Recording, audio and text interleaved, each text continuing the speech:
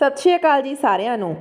ਜਦੋਂ ਮੀਂਹ ਪੈਂਦਾ ਤਾਂ ਮਾਲਕਣ ਮੈਨੂੰ ਕਮਰੇ ਵਿੱਚ ਬੁਲਾ ਲੈਂਦੀ। ਮੈਂ ਇਸ ਦੀ ਵਜ੍ਹਾ ਪੁੱਛਦਾ ਤਾਂ ਪਰਸ ਵਿੱਚੋਂ ਕੱਢ ਕੇ ਮੈਨੂੰ ਬਹੁਤ ਸਾਰੇ ਪੈਸੇ ਦੇ ਦਿੰਦੀ ਤੇ ਬਾਜ਼ਾਰ ਨੂੰ ਭੇਜ ਦਿੰਦੀ। ਤੇਜ਼ ਮੀਂਹ ਵਿੱਚ ਸਾਈਕਲ ਚਲਾਉਂਦਾ ਤੇ ਮਾਲਕਣ ਦੇ ਕੰਮ ਤੇ ਨਿਕਲ ਜਾਂਦਾ।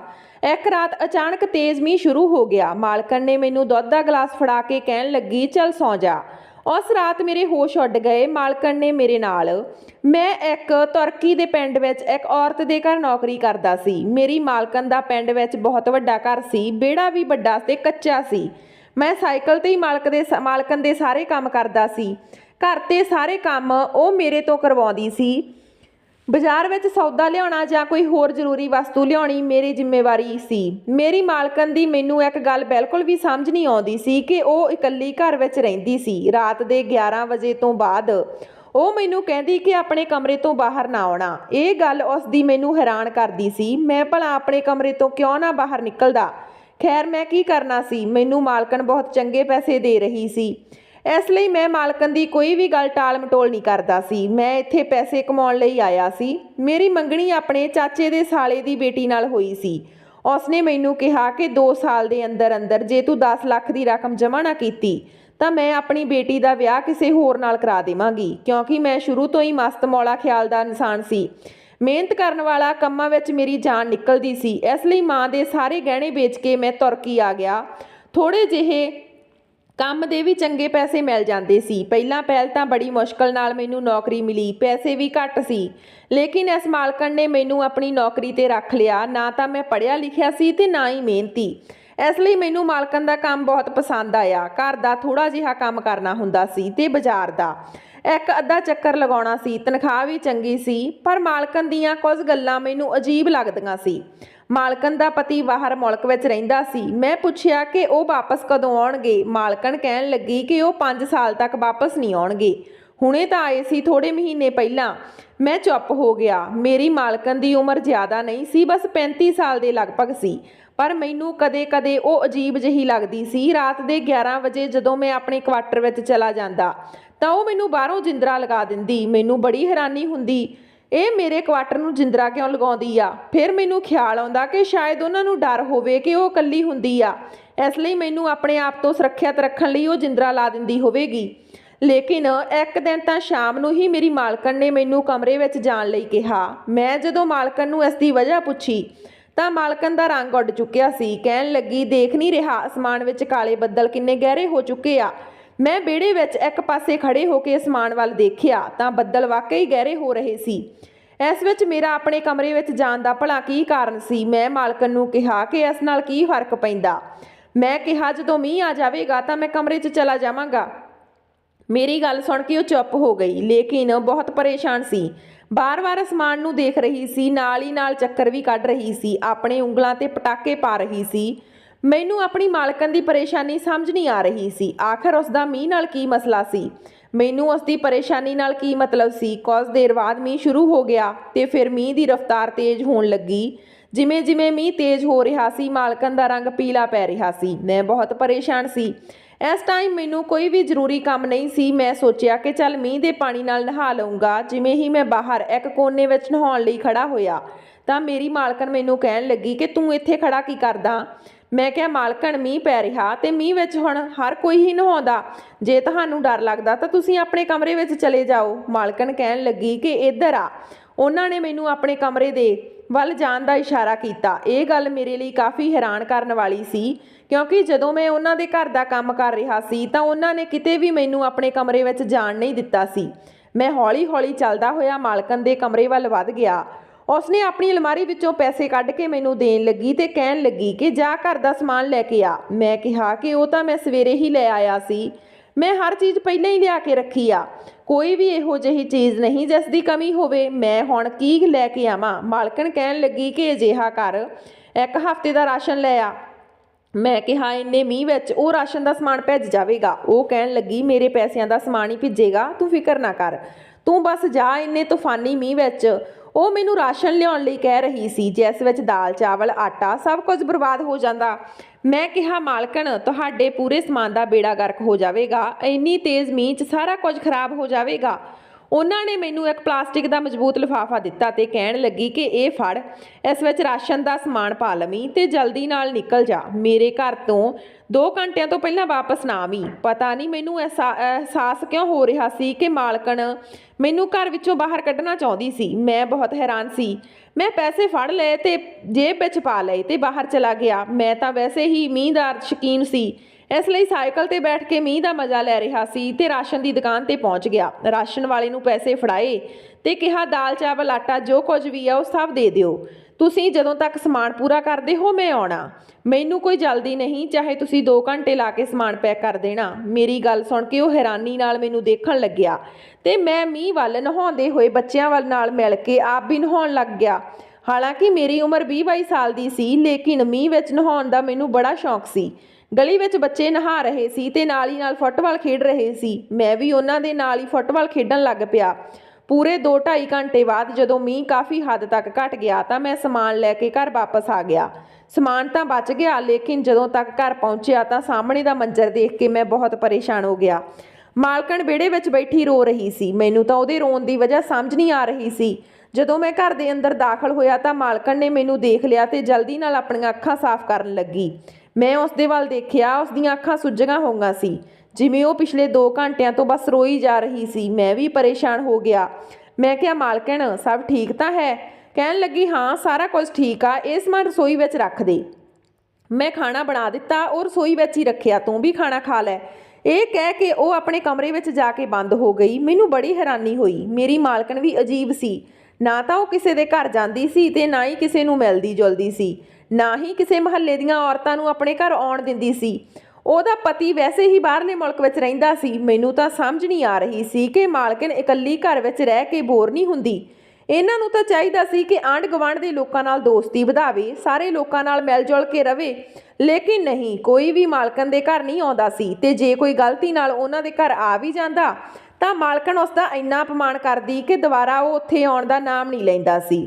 ਇਹ ਮੌਨਸੂਨ ਦਾ ਮੌਸਮ ਸੀ। ਇਸ 2 ਮਹੀਨੇ ਵਿੱਚ ਤਾਂ ਬਰਸਾਤ ਲਾਜ਼ਮੀ ਹੋਣੀ ਸੀ, ਲੇਕਿਨ ਮੈਨੂੰ ਆਪਣੀ ਮਾਲਕਣ ਦੀ ਇਹ ਗੱਲ ਬਹੁਤ ਅਜੀਬ ਲੱਗਦੀ ਸੀ। ਜਦੋਂ ਅਸਮਾਨ 'ਚ ਬੱਦਲ ਹੁੰਦੇ ਤਾਂ ਮੀਂਹ ਪੈਣ ਵਾਲਾ ਹੁੰਦਾ ਤਾਂ ਉਹ ਮੈਨੂੰ ਪੈਸੇ ਦੇ ਕੇ ਕਹਿੰਦੀ ਕਿ ਜਾ ਘਰ ਵਿੱਚੋਂ ਨਿਕਲ ਜਾ, ਸਮਾਨ ਲੈ ਕੇ ਆ।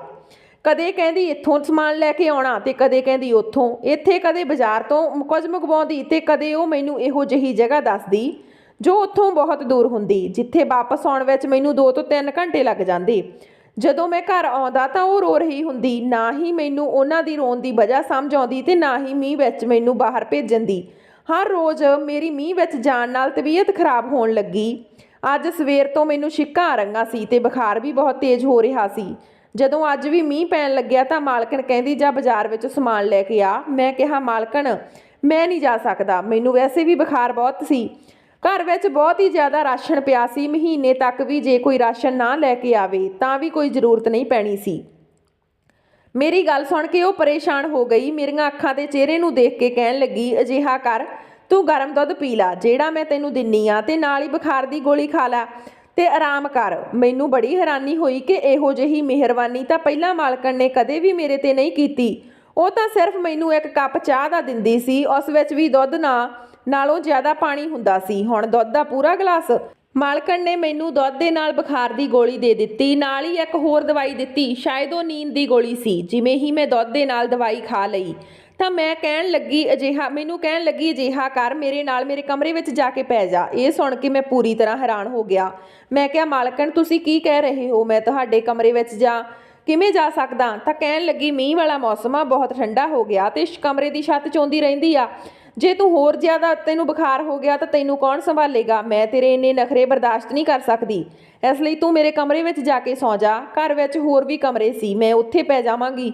ਮੈਂ ਕਿਹਾ ਮਾਲਕਣ ਤੁਸੀਂ ਮੈਨੂੰ ਪਹਿਲਾਂ ਦੱਸ ਦਿਓ ਹੋਰ ਕਮਰੇ ਦਾ, ਮੈਂ ਤੁਹਾਡੇ ਕਮਰੇ ਵਿੱਚ ਸੌਂ ਨਹੀਂ ਸਕਦਾ। ਮੈਨੂੰ ਇਹ ਗੱਲ ਬਹੁਤ ਅਜੀਬ ਲੱਗ ਰਹੀ ਸੀ। ਆਪਣੀ ਮਾਲਕਣ ਦੀ ਇਹ ਗੱਲ ਸੁਣ ਕੇ ਮੈਨੂੰ ਬਹੁਤ ਹੈਰਾਨੀ ਹੋਈ, ਕਿਉਂਕਿ ਮੈਨੂੰ ਆਪਣਾ ਕਮਰਾ ਕਿਉਂ ਦੇ ਰਹੀ ਸੀ ਜਦਕਿ ਘਰ ਵਿੱਚ ਹੋਰ ਕਮਰੇ ਵੀ ਖਾਲੀ ਸੀ। ਜੇ ਉਹਨਾਂ ਨੂੰ ਮੇਰਾ ਇੰਨਾ ਹੀ ਫਿਕਰ ਹੁੰਦਾ ਤਾਂ ਉਹ ਮੈਨੂੰ ਦੂਜੇ ਕਮਰੇ ਦਾ ਵੀ ਕਹਿ ਸਕਦੀ ਸੀ, ਆਪਣਾ ਹੀ ਕਮਰਾ ਕਿਉਂ? ਮੇਰੀ ਗੱਲ ਸੁਣ ਕੇ ਉਹ ਗੁੱਸੇ ਨਾਲ ਮੈਨੂੰ ਘੂਰਨ ਲੱਗੀ ਤੇ ਕਹਿਣ ਲੱਗੀ ਜੋ ਕਹਿ ਰਹੀ ਆ ਉਹ ਕਰ। ਮੇਰੇ ਕਮਰੇ ਵਿੱਚ ਜਾ ਕੇ ਸੌਂ ਜਾ। ਮੈਂ ਬੜਾ ਪਰੇਸ਼ਾਨ ਹੋਇਆ, ਇਨਕਾਰ ਵੀ ਨਹੀਂ ਕਰ ਸਕਦਾ ਸੀ। ਇੱਕ ਤਾਂ ਬੁਖਾਰ ਤੇ ਦੂਜਾ ਨੀਂਦ ਦੀ ਦਵਾਈ ਦਾ ਅਸਰ ਹੋਣ ਲੱਗਿਆ। ਹੌਲੀ ਹੌਲੀ ਮੈਂ ਕਮਰੇ 'ਚ ਗਿਆ ਤੇ ਬੈੱਡ ਤੇ ਜਾ ਕੇ ਪੈ ਗਿਆ। 5 ਮਿੰਟ ਲੱਗੇ ਕਿ ਮੈਨੂੰ ਗਹਿਰੀ ਨੀਂਦ ਆ ਚੁੱਕੀ ਸੀ। ਸਵੇਰੇ ਜਦੋਂ ਮੇਰੀ ਅੱਖ ਖੁੱਲੀ ਤਾਂ ਮੇਰਾ ਪੂਰਾ ਜਿਸਮ ਦਰਦ ਨਾਲ ਭੰਨਿਆ ਪਿਆ ਸੀ। ਸ਼ਾਇਦ ਹਾਲੇ ਤੱਕ ਮੈਨੂੰ ਬੁਖਾਰ ਸੀ। ਮੈਂ ਬੜੀ ਮੁਸ਼ਕਲ ਨਾਲ ਉੱਠਿਆ, ਲੇਕਿਨ ਜਦੋਂ ਮੇਰੀ ਨਜ਼ਰ ਸਾਹਮਣੇ ਪਈ ਤਾਂ ਮੇਰੇ ਹੋਸ਼ ਉੱਡ ਗਏ। ਸਾਹਮਣੇ ਮਾਲਕਣ ਖੜੀ ਸੀ, ਆਪਣੀ ਅਲਮਾਰੀ ਵਿੱਚੋਂ ਨਾ ਜਾਣੇ ਕੀ ਕੱਢ ਰਹੀ ਸੀ। ਮੇਰੀ ਕੋਸ਼ਿਸ਼ ਤਾਂ ਇਹੀ ਸੀ ਕਿ ਮੈਂ ਚੁੱਪ ਕਰਕੇ ਕਮਰੇ ਵਿੱਚੋਂ ਬਾਹਰ ਨਿਕਲ ਜਾਵਾਂ। ਜ਼ਾਹਿਰ ਜਿਹੀ ਗੱਲ ਆ ਕਿ ਮਾਲਕਣ ਦਾ ਕਮਰਾ ਸੀ, ਉਹਨਾਂ ਦੀਆਂ ਜ਼ਰੂਰਤ ਦੀਆਂ ਚੀਜ਼ਾਂ ਇੱਥੇ ਹੀ ਹੋਣੀਆਂ ਸੀ। ਨਾ ਜਾਣੇ ਉਹਨਾਂ ਨੇ ਮੈਨੂੰ ਆਪਣੇ ਕਮਰੇ ਵਿੱਚ ਰਾਤ ਨੂੰ ਕਿਉਂ ਸੌਣ ਲਈ ਕਿਹਾ। ਮੈਂ ਬਹੁਤ ਮੁਸ਼ਕਲ ਨਾਲ ਉੱਠ ਕੇ ਖੜਾ ਹੋ ਗਿਆ, ਲੇਕਿਨ ਮੇਰਾ ਸਿਰ ਅਜੇ ਵੀ ਬੁਰੀ ਤਰ੍ਹਾਂ ਚਕਰਾ ਰਿਹਾ ਸੀ। ਹੌਲੀ ਹੌਲੀ ਚੱਲਦੇ ਹੋਏ ਮੈਂ ਕਮਰੇ ਤੋਂ ਬਾਹਰ ਗਿਆ ਤਾਂ ਕੁਝ ਦੇਰ ਬਾਅਦ ਮਾਲਕਣ ਆਈ ਤੇ ਕਹਿਣ ਲੱਗੀ, ਤੂੰ ਕਿਉਂ ਬਾਹਰ ਆਇਆ? ਮੈਂ ਤਾਂ ਬਸ ਆਪਣੀ ਜ਼ਰੂਰੀ ਚੀਜ਼ ਲੈਣ ਗਈ ਸੀ, ਜਾ ਕੇ ਅੰਦਰ ਆਰਾਮ ਕਰ, ਮੈਂ ਤੇਰੇ ਲਈ ਨਾਸ਼ਤਾ ਬਣਾ ਦਿੰਨੀ ਆ। ਮੈਨੂੰ ਸਮਝ ਨਹੀਂ ਆ ਰਹੀ ਸੀ ਕਿ ਮੇਰੀ ਮਾਲਕਣ ਮੇਰੇ ਤੇ ਇੰਨੀ ਮਿਹਰਬਾਨ ਕਿਸ ਲਈ ਹੋ ਰਹੀ ਆ। ਨਾ ਜਾਣੇ ਕਿਉਂ ਮੈਨੂੰ ਕੁਝ ਗੜਬੜ ਦਾ ਅਹਿਸਾਸ ਹੋਣ ਲੱਗਿਆ। ਅਜਿਹਾ ਲੱਗ ਰਿਹਾ ਸੀ ਕਿ ਜੋ ਕੁਝ ਹੋ ਰਿਹਾ ਠੀਕ ਨਹੀਂ। ਉਹ ਇੱਕ ਤੁਰਕੀ ਔਰਤ ਸੀ ਤੇ ਬਹੁਤ ਹੀ ਖੂਬਸੂਰਤ। ਮੰਨਿਆ ਕਿ ਉਸ ਦੀ ਉਮਰ 35 ਸਾਲ ਦੇ ਲਗਭਗ ਸੀ, ਲੇਕਿਨ ਜਵਾਨ ਤੇ ਖੂਬਸੂਰਤ। ਮੈਨੂੰ ਉਸ ਦੇ ਕਮਰੇ ਵਿੱਚ ਰਹਿਣਾ, ਉੱਠਣਾ ਬੈਠਣਾ ਬਿਲਕੁਲ ਵੀ ਸਹੀ ਨਹੀਂ ਲੱਗ ਰਿਹਾ ਸੀ। ਮੈਂ ਕਿਹਾ, ਨਹੀਂ ਮਾਲਕਣ, ਮੈਂ ਇੱਥੇ ਹੀ ਠੀਕ ਹਾਂ, ਮੈਂ ਚੱਲਦਾ। ਮੈਂ ਆਪਣੇ ਕੁਆਟਰ ਵਿੱਚ ਜਾ ਕੇ ਮੰਜੇ ਤੇ ਪੈ ਗਿਆ, ਲੇਕਿਨ ਫਿਰ ਮੈਨੂੰ ਅਹਿਸਾਸ ਹੋਇਆ ਕਿ ਪਾਣੀ ਦੇ ਕਾਰਨ ਮੇਰਾ ਮੰਜਾ ਭਿੱਜ ਗਿਆ ਸੀ। ਹੁਣ ਮੈਂ ਗਿੱਲੇ ਬਿਸਤਰੇ ਤੇ ਹੀ ਜਾ ਕੇ ਪੈ ਗਿਆ। ਮੈਨੂੰ ਬੁਖਾਰ ਪਹਿਲਾਂ ਵਾਂਗ ਹੀ ਸੀ, ਇਸ ਲਈ ਕੰਬਣੀ ਹੋਣ ਲੱਗੀ। ਮਾਲਕਣ ਮੇਰੇ ਲਈ ਨਾਸ਼ਤਾ ਬਣਾ ਕੇ ਲੈ ਆਈ। ਜਦੋਂ ਇਹਨੂੰ ਕੰਬਦੇ ਨੂੰ ਦੇਖਿਆ ਤਾਂ ਕਹਿਣ ਲੱਗੀ, ਤੂੰ ਆਪਣੀ ਜਿੱਦ ਦਾ ਨਤੀਜਾ ਦੇਖ ਲਿਆ। ਕਹਿ ਰਹੀ ਸੀ ਕਿ ਮੇਰੇ ਕਮਰੇ ਵਿੱਚ ਜਾ ਕੇ ਪੈ ਜਾ, ਲੇਕਿਨ ਤੂੰ ਬਹੁਤ ਢੀਠ ਆ। ਇਹ ਕਹਿ ਕੇ ਉਸਨੇ ਟਰੇ ਨੂੰ ਇੱਕ ਸਾਈਡ ਤੇ ਰੱਖਿਆ ਤੇ ਮੈਨੂੰ ਬਾਂਹ ਤੋਂ ਫੜ ਕੇ ਸਹਾਰਾ ਦੇਣ ਲੱਗੀ ਤਾਂ ਕਿ ਮੈਂ ਖੜਾ ਹੋ ਸਕਾਂ। ਇਸ ਵਕਤ ਮੈਂ ਬੁਖਾਰ ਦੀ ਵਜ੍ਹਾ ਨਾਲ ਕਮਜ਼ੋਰੀ ਦਾ ਸ਼ਿਕਾਰ ਹੋ ਚੁੱਕਿਆ ਸੀ। ਮੈਂ ਉਸ ਦੇ ਸਹਾਰੇ ਨਾਲ ਉੱਠਿਆ, ਲੇਕਿਨ ਇਸ ਦੇ ਬਾਅਦ ਮੈਂ ਉਸ ਦਾ ਹੱਥ ਪਿੱਛੇ ਕਰ ਦਿੱਤਾ ਤੇ ਚੱਲਦੇ ਹੋਏ ਮਾਲਕਣ ਦੇ ਕਮਰੇ ਵਿੱਚ ਜਾ ਕੇ ਬੈਠ ਗਿਆ। ਉਹਨਾਂ ਨੇ ਮੈਨੂੰ ਨਾਸ਼ਤਾ ਦਿੱਤਾ ਤੇ ਫਿਰ ਦਵਾਈ ਦੇ ਦਿੱਤੀ। ਰਾਤ ਤੱਕ ਮੈਨੂੰ ਮੇਰਾ ਬੁਖਾਰ ਲੈ ਚੁੱਕਿਆ ਸੀ। ਮੇਰੀ ਸਿਹਤ ਕਾਫੀ ਹੱਦ ਤੱਕ ਸਹੀ ਹੋ ਗਈ ਸੀ। ਪੂਰਾ ਦਿਨ ਮਾਲਕਣ ਨੇ ਮੇਰੀ ਬਹੁਤ ਸੇਵਾ ਕੀਤੀ। ਮੈਂ ਕਿਹਾ ਕਿ ਤੁਸੀਂ ਬਹੁਤ ਚੰਗੇ ਹੋ। ਮੈਨੂੰ ਤਾਂ ਲੱਗਿਆ ਕਿ ਤੁਸੀਂ ਬਹੁਤ ਹੀ ਗਰਮ ਮਿਜ਼ਾਜ ਵਾਲੀ ਔਰਤ ਹੋ। ਇਹ ਸੁਣ ਕੇ ਉਸਦੇ ਚਿਹਰੇ ਤੇ ਅਜੀਬ ਜਿਹੀ ਰੰਗਤ ਛਾ ਗਈ। ਉਹ ਕਿਸੇ ਗਹਿਰੀ ਸੋਚ ਵਿੱਚ ਚਲੀ ਗਈ ਤੇ ਕਹਿਣ ਲੱਗੀ, ਚੰਗੀ ਤਾਂ ਨਹੀਂ, ਬਹੁਤ ਬੁਰੀ ਆ। ਇਹ ਕਹਿਣ ਤੋਂ ਬਾਅਦ ਉਹਨਾਂ ਨੇ ਆਪਣੀਆਂ ਅੱਖਾਂ ਦੇ ਹੰਝੂ ਸਾਫ਼ ਕੀਤੇ ਤੇ ਫੌਰਨ ਕਮਰੇ ਤੋਂ ਬਾਹਰ ਚਲੀ ਗਈ। ਮੈਨੂੰ ਬੜੀ ਹੈਰਾਨੀ ਹੋਈ ਕਿ ਆਖਰ ਮਸਲਾ ਕੀ ਆ। ਅੱਜ ਰਾਤ ਫਿਰ ਤੇਜ਼ ਮੀਂਹ ਹੋਇਆ। ਜਿਵੇਂ ਹੀ ਮੀਂਹ ਤੇਜ਼ ਹੋਇਆ ਤਾਂ ਮਾਲਕਣ ਦਾ ਰੰਗ ਉੱਡਣ ਲੱਗਿਆ ਤੇ ਕਹਿਣ ਲੱਗੀ, ਨਾ ਜਾਣੇ ਕਿਉਂ ਇਹ ਰੋਜ਼-ਰੋਜ਼ ਮੀਂਹ ਪੈਂਦਾ। ਜਦੋਂ ਇਹ ਮੌਸਮ ਬਦਲ ਜਾਵੇਗਾ ਤਾਂ ਮੇਰੀ ਜਾਨ ਨੂੰ ਸਕੂਨ ਮਿਲੇਗਾ। ਮੈਂ ਬਹੁਤ ਹੈਰਾਨ ਸੀ ਕਿ ਇਸ ਮੀਂਹ ਦੇ ਕਾਰਨ ਆਪਣੀ ਮਾਲਕਣ ਨੂੰ ਕਿਹਾ ਕਿ ਮੀਂਹ ਦੇ ਕਾਰਨ ਕੀ ਕਹਿੰਦੇ ਹੋ, ਤਾਂ ਮੈਂ ਬਹੁਤ ਹੈਰਾਨ ਰਹਿ ਗਿਆ। ਮੈਂ ਆਪਣੀ ਮਾਲਕਣ ਨੂੰ ਕਿਹਾ ਕਿ ਮੀਂਹ ਦੇ ਕਾਰਨ ਕੀ ਕਹਿੰਦੇ ਹੋ ਤੁਸੀਂ, ਤਾਂ ਮਾਲਕਣ ਕਹਿਣ ਲੱਗੀ ਕਿ ਤੂੰ ਨਹੀਂ ਜਾਣਦਾ, ਇਹ ਮੀਂਹ ਮੇਰੀ ਜਾਨ ਦਾ ਦੁਸ਼ਮਣ ਆ। ਮੈਂ ਹੈਰਾਨ ਸੀ ਕਿ ਇਹ ਕਿਵੇਂ ਹੋ ਸਕਦਾ। ਫਿਰ ਉਹਨਾਂ ਨੇ ਮੈਨੂੰ ਦੁੱਧ ਦਾ ਗਲਾਸ ਦਿੱਤਾ ਤੇ ਨਾਲ ਹੀ ਨੀਂਦ ਦੀ ਗੋਲੀ। ਮੈਂ ਕਿਹਾ, ਮਾਲਕਣ ਮੈਂ ਇਹ ਕਿਉਂ ਖਾਵਾਂ, ਹੁਣ ਤਾਂ ਮੈਨੂੰ ਬੁਖਾਰ ਨਹੀਂ। ਕਹਿਣ ਲੱਗੀ, ਤੂੰ ਬਸ ਇਹ ਖਾ ਲੈ ਤੇ ਮੇਰੇ ਕਮਰੇ ਵਿੱਚ ਜਾ ਕੇ ਸੌਂ ਜਾ। ਮੈਂ ਕਿਹਾ, ਨਹੀਂ, ਹੁਣ ਮੈਂ ਠੀਕ ਹਾਂ, ਮੈਂ ਆਪਣੇ ਕਮਰੇ ਵਿੱਚ ਹੀ ਸੌਂ ਸਕਦਾ। ਇਸ ਵਾਰ ਮੈਂ ਨੀਂਦ ਦੀ ਗੋਲੀ ਨਹੀਂ ਖਾਧੀ, ਬਸ ਮਾਲਕਣ ਨੂੰ ਦਿਖਾਵੇ ਦੇ ਲਈ ਅਜਿਹਾ ਕੀਤਾ ਸੀ ਜਿਵੇਂ ਹੀ ਮੈਂ ਗੋਲੀ ਮੂੰਹ ਵਿੱਚ ਪਾ ਲਈ ਹੋਵੇ, ਲੇਕਿਨ ਮੈਂ ਹੱਥ ਵਿੱਚ ਉਹ ਗੋਲੀ ਪਿੱਛੇ ਰੱਖ ਲਈ ਸੀ ਜੋ ਕਿ ਮਾਲਕਣ ਦੇ ਨਜ਼ਰ ਨਾ ਆਵੇ। ਮੈਂ ਦੁੱਧ ਦਾ ਗਲਾਸ ਪੀਤਾ ਤੇ ਇਸੇ ਤਰ੍ਹਾਂ ਕਰਨ ਲੱਗਾ ਜਿਵੇਂ ਮੈਨੂੰ ਬਹੁਤ ਗਹਿਰੀ ਨੀਂਦ ਆ ਰਹੀ ਹੋਵੇ। ਮੈਂ ਘਰ ਦੇ ਦੂਜੇ ਕਮਰੇ ਵਿੱਚ ਜਾ ਕੇ ਪੈ ਗਿਆ ਕਿਉਂਕਿ ਮੇਰੇ ਕਮਰੇ ਵਿੱਚ ਮੀਂਹ ਦਾ ਪਾਣੀ ਆ ਜਾਂਦਾ ਸੀ ਤੇ ਇਸ ਕਮਰੇ ਦੀ ਖਿੜਕੀ ਬਿਲਕੁਲ ਵਿਹੜੇ ਦੇ ਵੱਲ ਖੁੱਲਦੀ ਸੀ। ਹਾਲਾਂਕਿ ਮਾਲਕਣ ਦਾ ਕਮਰਾ ਅੰਦਰ ਵੱਲ ਸੀ, ਮੈਨੂੰ ਉੱਥੇ ਵਿਹੜਾ ਸਾਫ਼ ਨਜ਼ਰ ਨਹੀਂ ਆਉਂਦਾ ਸੀ। ਮੈਂ ਦੇਖਣਾ ਚਾਹੁੰਦਾ ਸੀ ਕਿ ਆਖਰ ਮਾਲਕਣ ਨੂੰ ਮੀਂਹ ਨਾਲ ਕੀ ਪਰੇਸ਼ਾਨੀ ਹੁੰਦੀ ਆ, ਉਹ ਮੈਨੂੰ ਕਿਉਂ ਬਾਹਰ ਭੇਜ ਦਿੰਦੀ ਆ। ਜਦੋਂ ਮੈਂ ਆਉਂਦਾ ਸੀ ਤਾਂ ਉਹ ਰੋ ਰਹੀ ਹੁੰਦੀ ਸੀ। ਮੈਂ ਲੁੱਕ ਕੇ ਕਮਰੇ ਦੀ ਖਿੜਕੀ ਕੋਲ ਜਾ ਕੇ ਖੜਾ ਹੋ ਗਿਆ ਤੇ ਮੈਨੂੰ ਲੱਗਿਆ ਜਿਵੇਂ ਵਿਹੜੇ ਵਿੱਚ ਕੋਈ ਪਰੇਸ਼ਾਨੀ ਹੋਵੇ, ਕਿਉਂਕਿ ਜਦੋਂ ਵੀ ਹੁੰਦਾ ਸੀ ਤਾਂ ਮੇਰੀ ਮਾਲਕਣ ਬਾਹਰ ਵਿਹੜੇ ਨੂੰ ਦੇਖਦੀ ਰਹਿੰਦੀ ਸੀ। ਹੁਣ ਮੀਂਹ ਪੈ ਰਿਹਾ ਸੀ, ਮੈਨੂੰ ਪੱਕਾ ਯਕੀਨ ਸੀ ਕਿ ਮਾਲਕਣ ਵਿਹੜੇ ਵਿੱਚ ਜ਼ਰੂਰ ਜਾਵੇਗੀ। ਮੈਂ ਹਾਲੇ ਸੋਚ ਹੀ ਰਿਹਾ ਸੀ ਕਿ ਮਾਲਕਣ ਵਿਹੜੇ ਦੇ ਵਿੱਚ ਆ ਗਏ। ਬਿਲਕੁਲ ਕੱਚੀ ਮਿੱਟੀ ਦਾ ਵਿਹੜਾ ਸੀ ਤੇ ਇੱਕ ਕੋਨੇ ਵਿੱਚ ਜਾ ਕੇ ਮਿੱਟੀ ਪੁੱਟਣ ਲੱਗੀ। ਮੈਨੂੰ ਹੈਰਾਨੀ ਹੋਈ ਕਿ ਇਹ ਕਿਉਂ ਮਿੱਟੀ ਚੁੱਕ ਕੇ ਦੂਜੇ ਕੋਨੇ 'ਚ ਸੁੱਟ ਰਹੀ ਆ। ਉਸ ਦੇ ਉੱਪਰ ਹੀ ਪਾਉਣ ਲੱਗੀ, ਉਸ ਨੂੰ ਆਪਣੇ ਹੱਥ ਦੇ ਬਰਾਬਰ ਕਰਨ ਲੱਗੀ। ਮੈਨੂੰ ਲੱਗ ਰਿਹਾ ਸੀ ਕਿ ਇਸ ਮਿੱਟੀ ਵਿੱਚ ਉਹ ਕੁਝ ਲੁਕਾਉਣ ਦੀ ਕੋਸ਼ਿਸ਼ ਕਰ ਰਹੀ ਆ। ਮਿੱਟੀ ਦੇ ਅੰਦਰ ਕੋਈ ਇਹੋ ਜਿਹੀ ਚੀਜ਼ ਆ ਜੋ ਮੀਂਹ ਨਾਲ ਦਿਖਾਈ ਨਾ ਦੇਵੇ। ਉਹਨਾਂ ਨੂੰ ਡਰ ਸੀ ਕਿ ਮਿੱਟੀ ਹਟਣ ਤੋਂ ਬਾਅਦ ਅੰਦਰ ਦੀ ਚੀਜ਼ ਕਿਸੇ ਨੂੰ ਦਿਸ ਨਾ ਜਾਵੇ। ਮਾਲਕਣ ਦਾ ਕੋਈ ਸ਼ਾਇਦ ਗਹਿਣਾ ਹੋਵੇਗਾ ਜਾਂ ਪੈਸੇ। ਜੋ ਮਾਲਕਣ ਛੁਪਾਉਣਾ ਚਾਹੁੰਦੀ ਸੀ ਮੈਨੂੰ ਵੀ ਬਾਹਰ ਭੇਜ ਦਿੰਦੀ ਸੀ।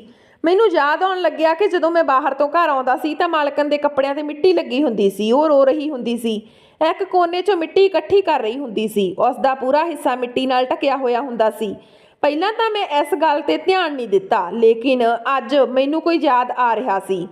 ਕੁਝ ਦੇਰ ਇਸ ਤਰ੍ਹਾਂ ਹੀ ਕਰਦੀ ਰਹੀ ਤੇ ਫਿਰ ਰੋਣ ਲੱਗੀ ਤੇ ਰੋਂਦੇ ਰੋਂਦੇ ਆਪਣੇ ਕਮਰੇ 'ਚ ਚਲੀ ਗਈ। ਮੈਂ ਆਪਣੇ ਕਮਰੇ ਤੋਂ ਬਾਹਰ ਨਿਕਲਿਆ ਤੇ ਉਸ ਮਿੱਟੀ ਨੂੰ ਹਟਾ ਕੇ ਦੇਖਿਆ ਤਾਂ ਮੇਰੇ ਹੋਸ਼ ਉੱਡ ਗਏ। ਇਸ ਵਿੱਚ ਤਾਂ ਕਿਸੇ ਦੇ ਕੰਗਾਲ ਦੀਆਂ ਹੱਡੀਆਂ ਪਈਆਂ ਸੀ। ਮੈਂ ਹੈਰਾਨ ਹੋ ਗਿਆ। ਮੈਂ ਮਾਲਕਣ ਕੋਲ ਗਿਆ ਤੇ ਉਸ ਨੂੰ ਪੁੱਛਿਆ ਕਿ ਇਹ ਆਪਣੇ ਵਿਹੜੇ ਵਿੱਚ ਕਿਸ ਦੇ ਕੰਗਾਲ ਆ, ਤਾਂ ਉਹ ਘਬਰਾ ਗਈ। ਉਸ ਨੇ ਮੈਨੂੰ ਦੱਸਣ ਤੋਂ ਸਾਫ਼ ਮਨਾ ਕਰ ਦਿੱਤਾ ਤੇ ਮੈਂ ਕਿਹਾ ਕਿ ਮੈਂ ਪੁਲਿਸ ਨੂੰ ਦੱਸ ਦੇਵਾਂਗਾ, ਨਹੀਂ ਤਾਂ ਮੈਨੂੰ ਦੱਸ ਦਿਓ।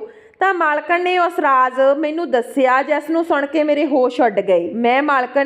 ਮੇਰੀ ਮਾਲਕਣ ਨੇ ਮੈਨੂੰ ਦੱਸਿਆ ਕਿ ਮੇਰਾ ਪਤੀ ਬਾਹਰਲੇ ਮੁਲਕ ਨਹੀਂ ਗਿਆ, ਬਲਕਿ 9 ਮਹੀਨੇ ਪਹਿਲਾਂ ਮਾਲਕ ਤੇ ਮਾਲਕਣ ਦਾ ਝਗੜਾ ਹੋ ਗਿਆ ਸੀ। ਝਗੜੇ ਦੀ ਵਜ੍ਹਾ ਨਾਲ ਮੇਰੀ ਮਾਲਕਣ ਨੇ ਗੁੱਸੇ ਵਿੱਚ ਆ ਕੇ ਆਪਣੇ ਪਤੀ ਦੇ ਚਾਕੂ ਮਾਰ ਦਿੱਤਾ, ਪਰ ਉਸ ਨੂੰ ਡਰ ਸੀ ਕਿ ਪੁਲਿਸ ਨੂੰ ਪਤਾ ਨਾ ਲੱਗ ਜਾਵੇ, ਇਸ ਲਈ ਉਸ ਨੂੰ ਉਮਰ ਕੈਦ ਦੀ ਸਜ਼ਾ ਹੋ ਜਾਵੇਗੀ। ਇਸ ਲਈ ਉਸਨੇ ਆਪਣੇ ਪਤੀ ਨੂੰ ਵਿਹੜੇ ਦੇ ਵਿਚਾਲੇ ਹੀ ਨੱਪ ਦਿੱਤਾ, ਲੇਕਿਨ ਉਹ ਇੱਕ ਔਰਤ ਸੀ ਤੇ ਡੂੰਘੀ ਮਿੱਟੀ ਦਾ ਟੋਆ ਨਹੀਂ ਪੱਟ ਸਕੀ। ਇਸ ਲਈ ਜਦੋਂ ਮੀਂਹ ਪੈਂਦਾ ਸੀ ਤਾਂ ਉਸਨੂੰ ਡਰ ਲੱਗਦਾ ਸੀ ਕਿ ਉਸਦੇ ਪਤੀ ਦੀਆਂ ਹੱਡੀਆਂ ਦੇ ਟੁਕੜੇ ਕੋਈ ਦੇਖ ਨਾ ਲਵੇ, ਜੋ ਕਿ ਮੈਂ ਦੇਖ ਚੁੱਕਿਆ ਸੀ। ਮੇਰੀ ਮਾਲਕਣ ਮੈਨੂੰ ਦੇਖ ਕੇ ਰੋਣ ਲੱਗੀ, ਮੇਰੇ ਸਾਹਮਣੇ ਹੱਥ ਜੋੜਨ ਲੱਗੀ ਤੇ ਕਹਿਣ ਲੱਗੀ ਕਿ ਮੈਂ ਇਸ ਰਾਜ਼ ਨੂੰ ਰਾਜ਼ ਹੀ ਰਹਿਣ ਦੇਵਾਂ। ਮੈਂ ਤੈਨੂੰ ਬਹੁਤ ਸਾਰੇ ਪੈਸੇ ਦੇਵਾਂਗੀ, ਕਿਉਂਕਿ ਮਾਲਕਣ ਨੇ ਜੋ ਕੁਝ ਕੀਤਾ ਗੁੱਸੇ ਵਿੱਚ ਆ ਕੇ ਗਲਤ ਕੀਤਾ ਸੀ।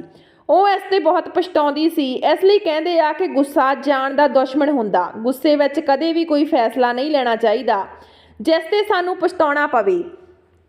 ਕਹਿੰਦੇ ਆ ਕਿ ਫਿਰ ਪਛਤਾਵੇ ਕੀ ਹੋਵੇ ਜਦ ਚਿੜੀਆ ਚੁੱਗ ਗਈ ਖੇਤ, ਫਿਰ ਪੱਲੇ ਪਛਤਾਵਾ ਰਹਿ ਜਾਂਦਾ। ਆਪਣੇ ਆਪ 'ਤੇ ਕੰਟਰੋਲ ਕਰਨਾ ਸਿੱਖਣਾ ਚਾਹੀਦਾ, ਗੁੱਸੇ ਨੂੰ ਆਪਣੇ ਕਾਬੂ ਵਿੱਚ ਰੱਖਣਾ ਚਾਹੀਦਾ। ਗੁੱਸੇ ਨੂੰ ਕਦੇ ਵੀ ਆਪਣੀ ਉੱਤੇ ਹਾਵੀ ਨਹੀਂ ਹੋਣ ਦੇਣਾ ਚਾਹੀਦਾ, ਜਿਸ ਦੇ ਨਤੀਜੇ ਫਿਰ ਬਾਅਦ ਵਿੱਚ ਭਿਆਨਕ ਨਿਕਲਦੇ ਆ। ਸੋ ਦੋਸਤੋ, ਇਹ ਸੀ ਸਾਡੀ ਅੱਜ ਦੀ ਕਹਾਣੀ। ਜੇ ਵਧੀਆ ਲੱਗੀ ਤਾਂ ਲਾਈਕ ਸ਼ੇਅਰ ਜ਼ਰੂਰ ਕਰਿਓ। ਜੇ ਚੈਨਲ 'ਤੇ ਪਹਿਲੀ ਵਾਰ ਹੋ ਤਾਂ ਚੈਨਲ ਨੂੰ ਸਬਸਕ੍ਰਾਈਬ ਕਰਿਓ। ਮਿਲਦੇ ਹਾਂ ਨਵੀਂ ਕਹਾਣੀ ਦੇ ਨਾਲ, ਤਦ ਤੱਕ ਸਤਿ ਸ਼੍ਰੀ ਅਕਾਲ।